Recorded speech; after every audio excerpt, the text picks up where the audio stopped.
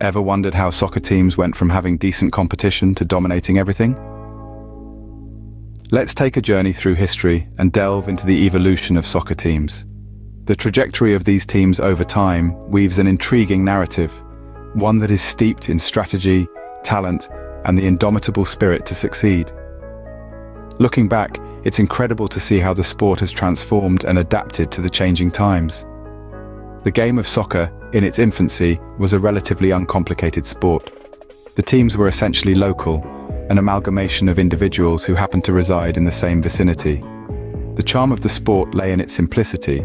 There were no flashy uniforms, no gargantuan stadiums packed with fervent fans, no high-tech equipment, and certainly no lucrative sponsorship deals. Every player was a local, a person who lived and breathed in the same community. Soccer was not their day job, it was an escape, a way to establish bonds, and a means to express their passion for the game. There were no superstar players, no mega contracts, just ordinary folks with an extraordinary love for soccer. Gradually, as the game's popularity grew, so did the stakes. The rise of superstar players and the influx of money transformed the game in ways unimaginable in its early days. However, between the million-dollar salaries, marketing blitz, and the celebrity culture, the essence of the game remains. The sport that was once a simple pastime for local lads is now a billion-dollar industry, replete with global superstars and high-profile teams.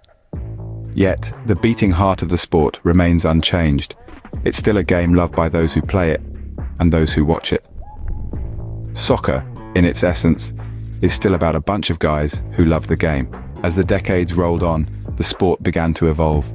It wasn't just a mere game anymore. It transformed into a cultural phenomenon that was revered and relished by people across the globe. During the dawn of the 20th century, a notable shift occurred. Soccer, a game that was once played in backstreets and local fields, began to transform into a more structured, organized entity.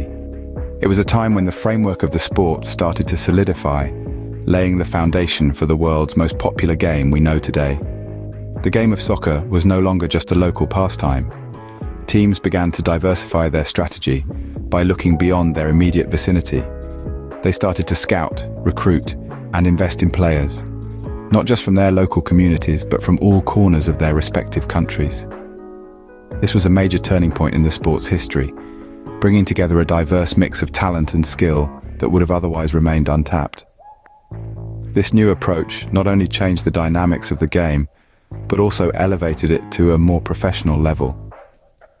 The very fabric of soccer was changing as teams began to recognize the potential of harnessing talent from across the nation. It marked the onset of a much fiercer competition, where every team strived to acquire the best players in an effort to gain an edge over their rivals. This era saw the inception of new training methods, advanced strategies, and an increased focus on players' skills, physical fitness. Soccer was no longer just a game, it was becoming a profession, a career for many. And as the stakes got higher, so did the intensity and fervor of both the players and the spectators. Indeed, this was the beginning of the professional era of soccer, a time when the sport stepped out of its local confinements and passionately embraced the competitive spirit of a nation. In the 50s and 60s, soccer teams began to adopt more sophisticated strategies. This era marked a significant shift in the dynamics of the sport, as teams sought to evolve beyond the simple strategies of yesteryears.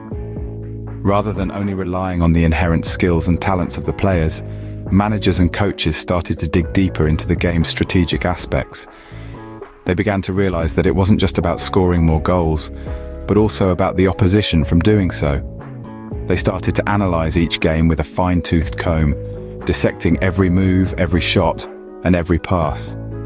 The managers invested time and energy into understanding the strengths and weaknesses of their team and their opponents.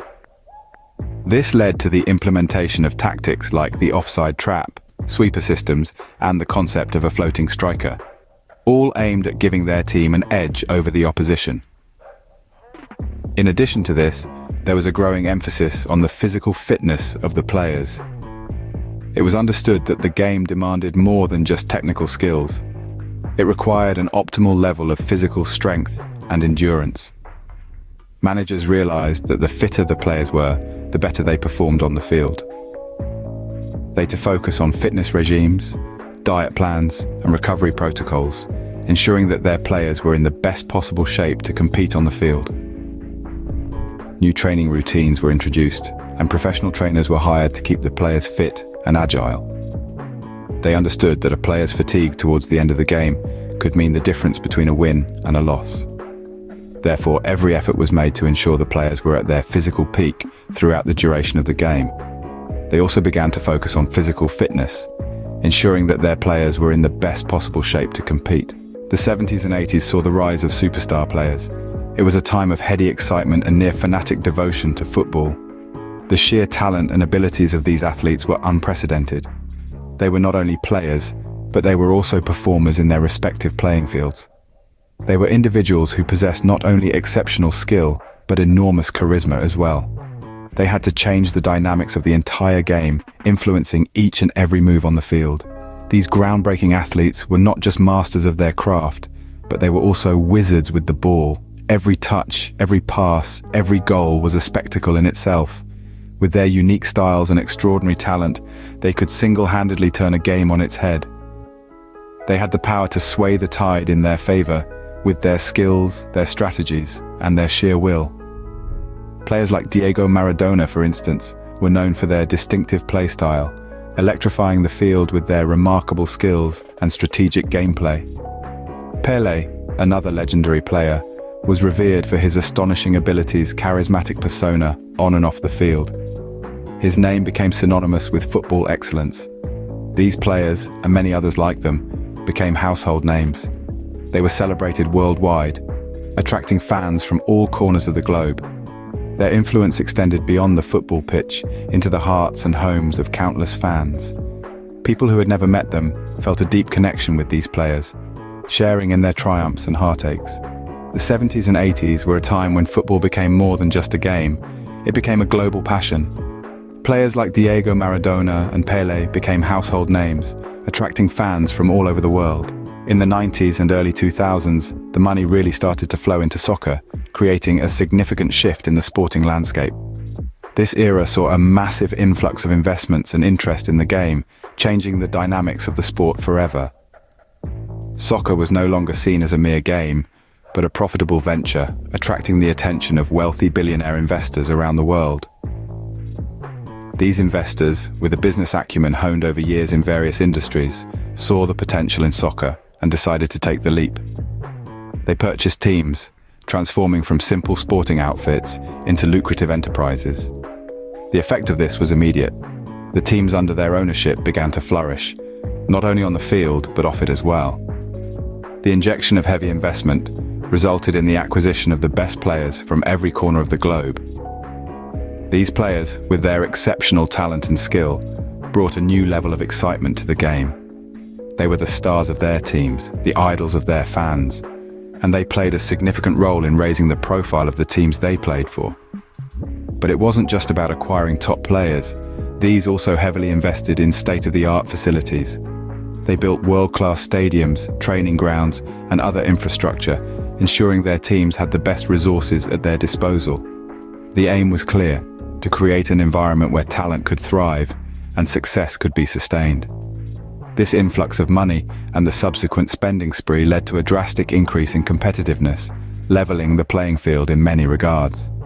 Soccer was no longer a game of chance, but a calculated, strategic sport. With the richest teams often dominating the league, they set the stage for an era of big money, high stakes, and fierce competition. The last decade has seen the rise of data analysis in soccer. Teams now use complex algorithms to analyze every aspect of their performance, from the efficiency of their passing to the fitness levels of their players. This has allowed teams to fine-tune their strategies and get the most out of their players. So, what does the future hold for soccer teams? With the continued advancement of technology and the ever-increasing amounts of money in the sport, it's likely that the gap between the best and the rest will continue to grow. However, as history has shown, nothing is ever certain in soccer. A new strategy, a new superstar player, or a new investment could always shake things up. And there you have it, a brief history of how soccer teams have evolved over time. From local clubs to billion-dollar franchises, it's been an incredible journey. If you found this interesting, make sure to subscribe for more content like this. Until next time, keep enjoying the beautiful game.